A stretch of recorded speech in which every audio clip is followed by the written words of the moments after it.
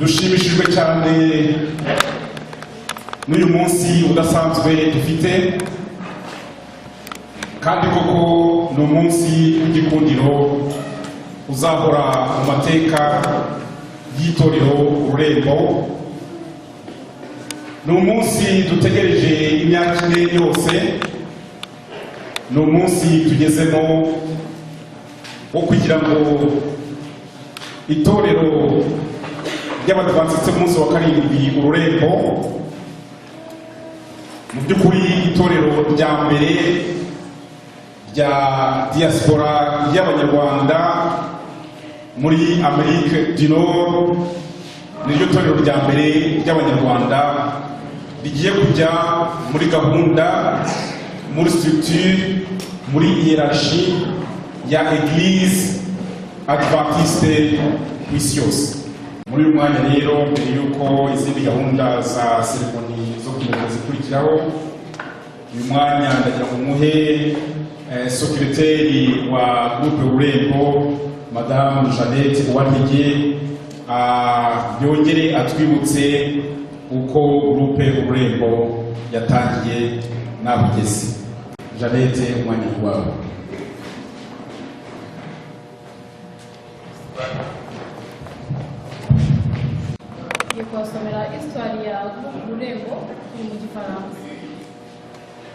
C'était au mois de janvier 2008 qu'un groupe de 4 familles, François Zalora, Denis Nyonzima, Jonathan Magalira et Isaac Teyaremi, a eu l'idée de commencer un groupe de prière dont la langue principale allait être le Kirundi.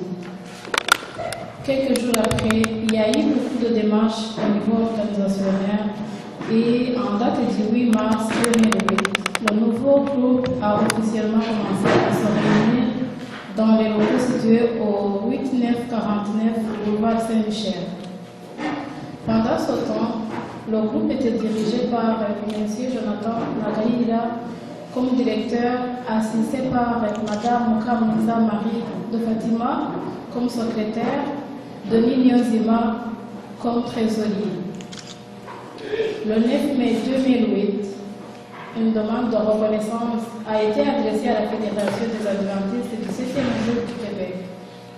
Suite à cette demande, le conseil d'administration a assigné pasteur Hébert Valiamé comme pasteur conseiller. Au cours de l'année 2009, le groupe a eu un nouveau comité dirigé par frère Charles Kimei, assisté par sœur Madame Jeannette Ouamedji comme secrétaire et frère Isaac Teyaremi comme trésorier. Le 11 octobre 2010, le comité de nomination du groupe dirigé par pasteur Hébert Valiamé a nommé frère Isaac Teyaremi comme directeur du groupe, sœur Odette Omomaralungu comme secrétaire et frère Samuel Nezidia comme trésorier. Quelque temps après, la secrétaire du groupe a décidé de quitter ses fonctions et fut remplacée par Mme Jeannette Ouamedji. Au mois de mai 2011, le comité de fédération a nommé le pasteur Abner Théodore pour remplacer le pasteur Hébert Valiamé. Le groupe a déjà organisé un baptême au cœur. 8 jeunes ont accepté le Seigneur. Le groupe compte actuellement 52 membres adultes baptisés, plus un nombre non négligeable d'enfants et de jeunes.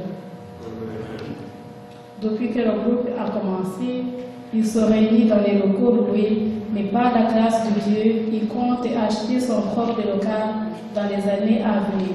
Amen. Que le nom de l'Éternel soit béni. De tout monde.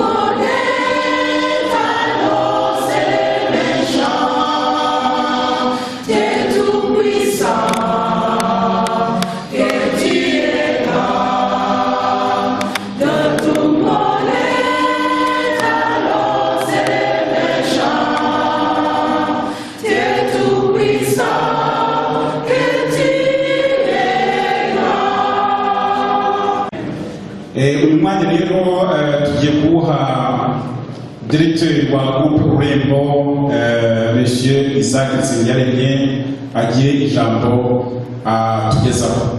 Son moment c'est pour le directeur du groupe Urembo, monsieur Isaac Nsengiyaremye, pour nous adresser un petit mot. Merci. Alléluia. Alléluia. Ça va, Ziza. Je vais prononcer mon petit mot en français. Cher pasteur Émile Maxi, secrétaire général de la Fédération du Québec, cher pasteur, chers visiteurs, chers frères et sœurs en Christ, je vous salue au nom du Seigneur Jésus-Christ, lui qui a permis que ce jour où nous soyons tous réunis ici dans cette chapelle. Que son nom soit glorifié. Nous vivons aujourd'hui un moment important en inaugurant notre groupe Urembo. Le groupe adventiste Urembo est un témoin majeur du passé de notre communauté qui prie en Kinyarwanda et en Kirundi dans la ville de Montréal. Comme la secrétaire de l'Église vient de le dire, ce groupe a connu beaucoup de succès, mais aussi des difficultés depuis qu'elle a commencé à prier au début de l'année 2008.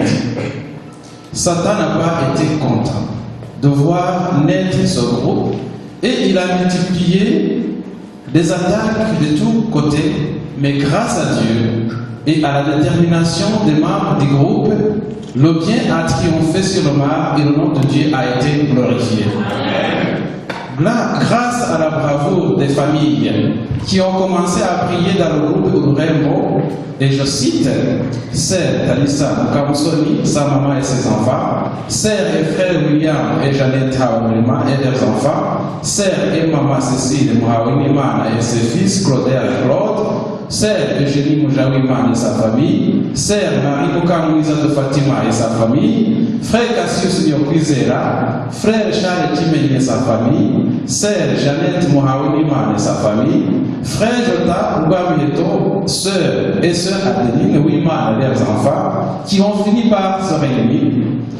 Le frère Eric Moses et sa maman, Rose Ndihemuka, Sœur Jérémie Mutamudiza, Frère Samuel Esidiaï et sa famille, Frère Denis Miozima et sa famille, Frère François Zarola et sa famille, Frère Jonathan Agahir et sa famille, Sœur Julienne Mukandama et sa famille, Sœur Rachel, Frère François et sa famille, Frère Isaac Nsengiyaremye et sa famille, sans oublier les familles qui prient dans d'autres églises, mais qui nous ont tant soutenus. Entre autres, je cite, famille Joël Sengamungu, famille Lukila Fidel, famille Enos Gatindi, frère Dr Antoine Kanamugire, frère Paul Safiri, le frère Joseph Gakwelele, pour ne citer que ça, et tout le monde qui nous a soutenus. Ensemble, nous avons à petits pas avancé et le nom de Dieu a été glorifié. Permettez-moi également de souligner un travail extraordinaire accompli par les personnes qui ont dirigé ce groupe depuis l'année 2008. Entre autres, je cite frère Jonathan Agahira, qui a été le premier coordinateur du groupe, et son équipe, le frère Charles Kimeni et son équipe pour leur contribution inégalée dans la croissance du groupe. Le pasteur Hébert Variamé, qui nous a soutenus et assistés pendant les moments les plus difficiles du groupe. Puisse Dieu vous combler de ses riches bénédictions.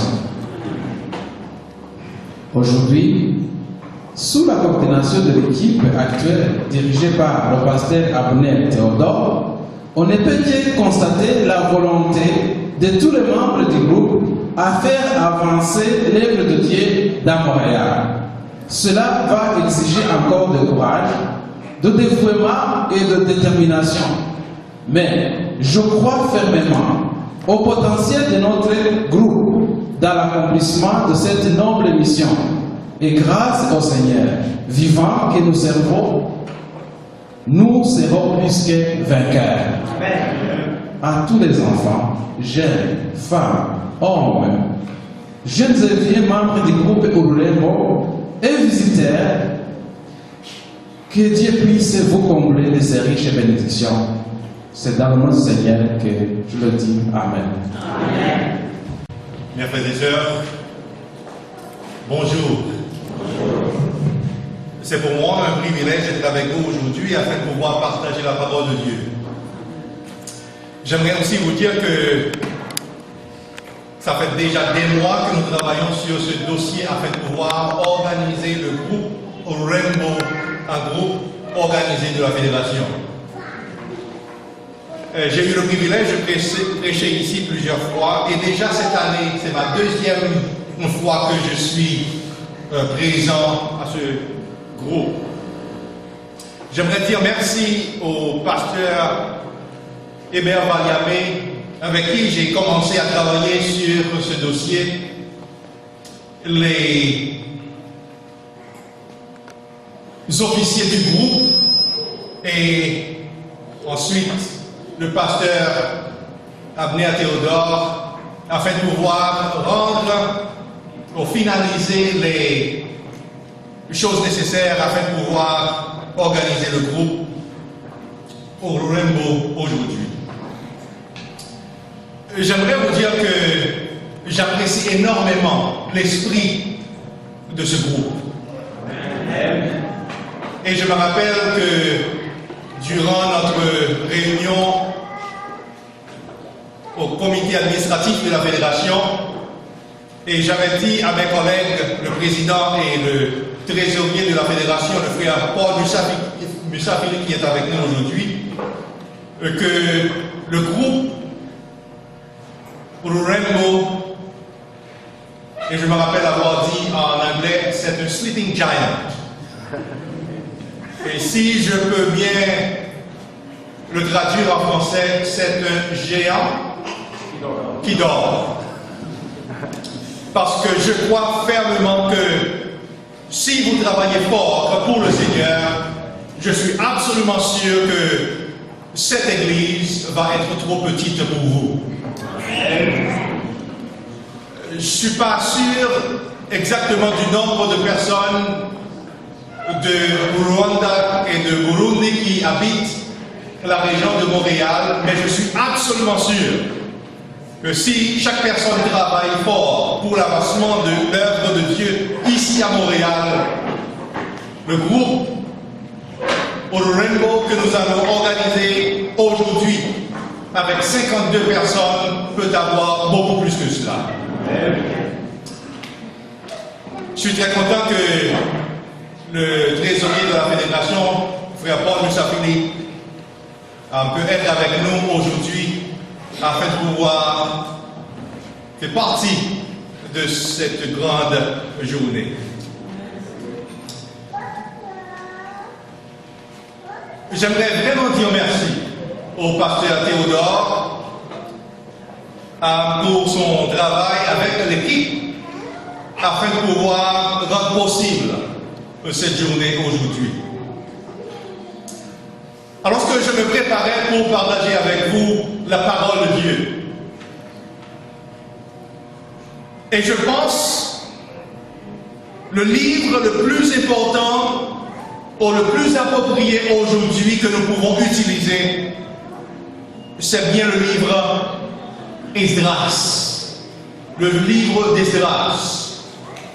Donc si vous n'avez pas eu le privilège d'utiliser ce livre dans le passé,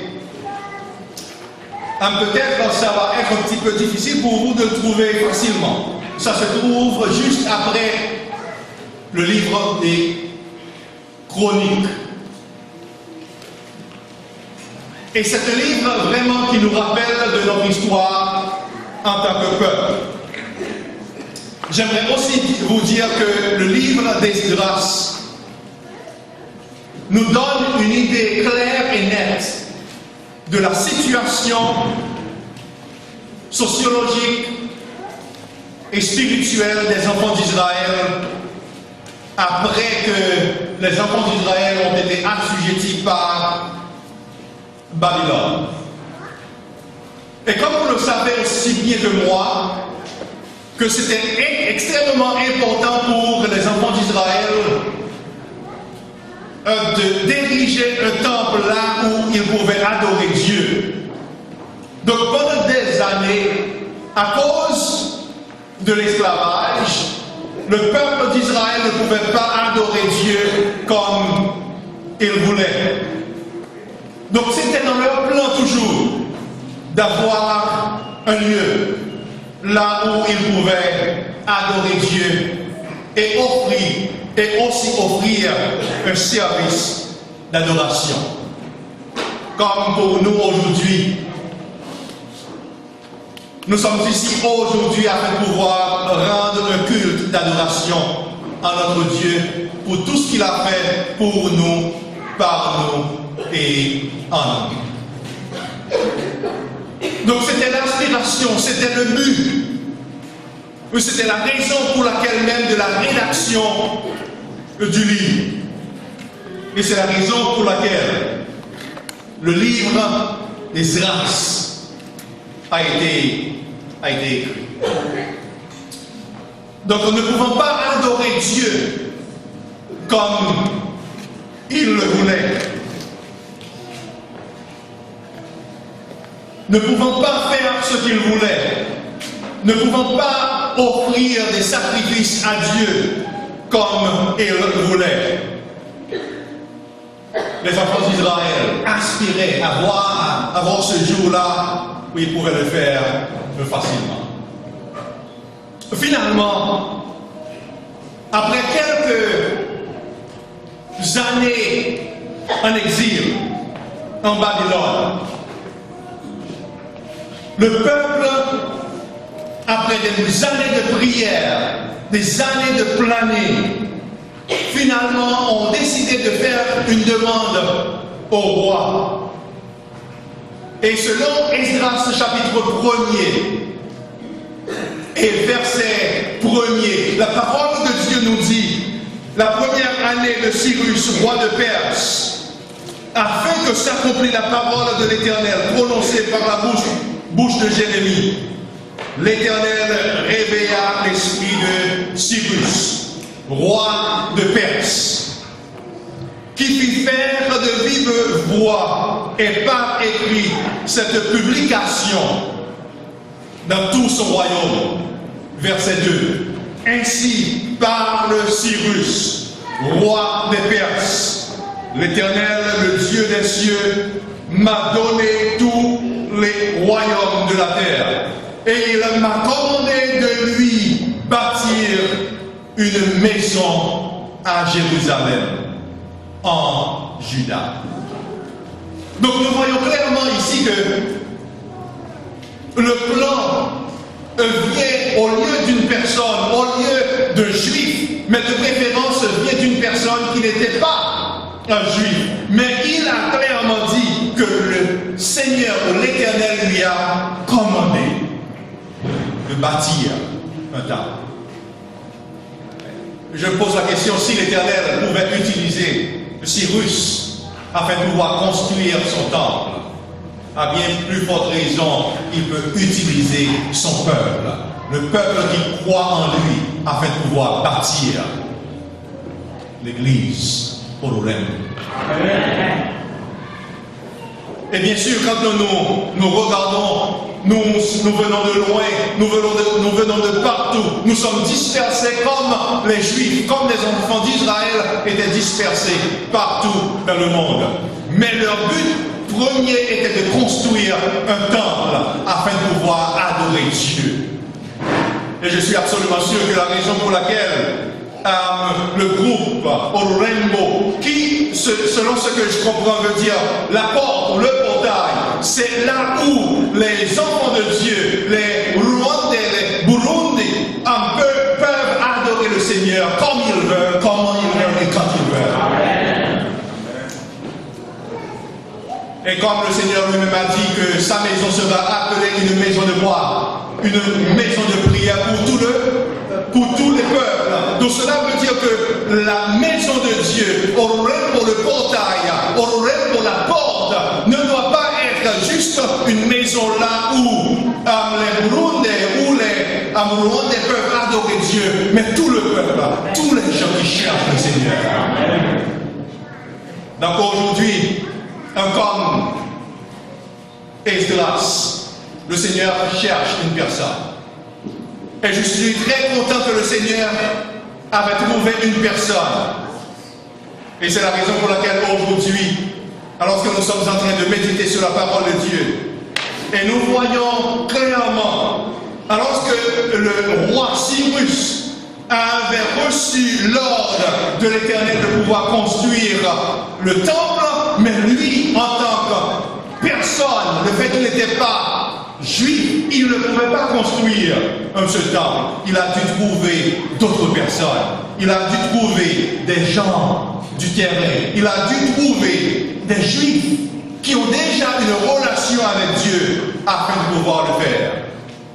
C'est la raison pour laquelle dans le verset 3 de Esdras chapitre 1er, nous voyons que le roi Cyrus, il a lancé l'appel. Il a dit, qui d'entre vous est de son peuple? Que son Dieu soit avec lui et qu'il monte où? À Jérusalem, en Juda, et fait quoi? Bâtisse la maison de l'Éternel, le Dieu d'Israël. C'est le Dieu qui est à Jérusalem. Donc, comme la petite historique que Jeannette vient à peine de lire, rappelant du commencement du groupe au Rainbow. La raison pour laquelle vous aviez décidé de vous rencontrer, parce que vous aviez décidé d'utiliser votre langue afin de pouvoir passer pas juste la culture, mais aussi la langue à vos enfants. Donc personne d'autre peut le faire que vous-même. Et l'Éternel dépend de vous pour le faire. Les officiers du groupe, en ce qui concerne le directeur du groupe, la secrétaire du groupe et aussi le trésorier. Je vais demander à Jeannette de lire ces livres. Et maintenant, vous tous, vous allez voter ces 3 personnes qui vont être officiers du groupe pour l'année 2012.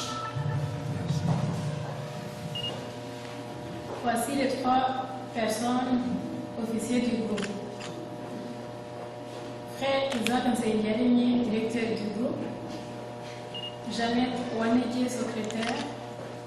Frère Samuel Nezidiayo, trésorier. Donc ça a été proposé par Jeannette. Est-ce que vous aimeriez proposer cela, Jeannette? D'accord. Est-ce que c'est appuyé? Oui. Ok, c'est appuyé. Donc tout le monde qui est en faveur à ce que ces 3 personnes constituent les officiers du groupe au Rainbow, s'il vous plaît, indique-le en levant la main droite. C'est pour la première fois que vous allez voter, hein? D'accord. Super.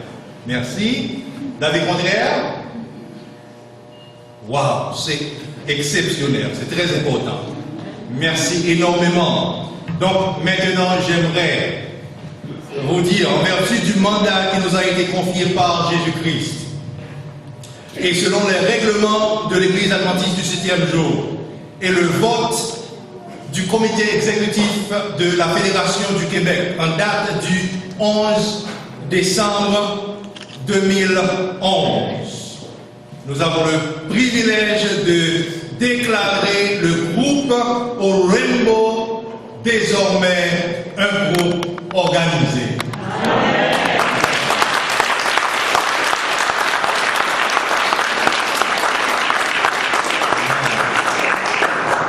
Je vais demander maintenant au trésorier de la fédération, au frère Paul Moussafli, de venir présenter la prière de consécration, si je peux le dire ainsi. C'est vous qui allez être consacré à Dieu, pas le bâtiment. C'est vous qui allez être consacré à Dieu. Donc il va prier comme cela.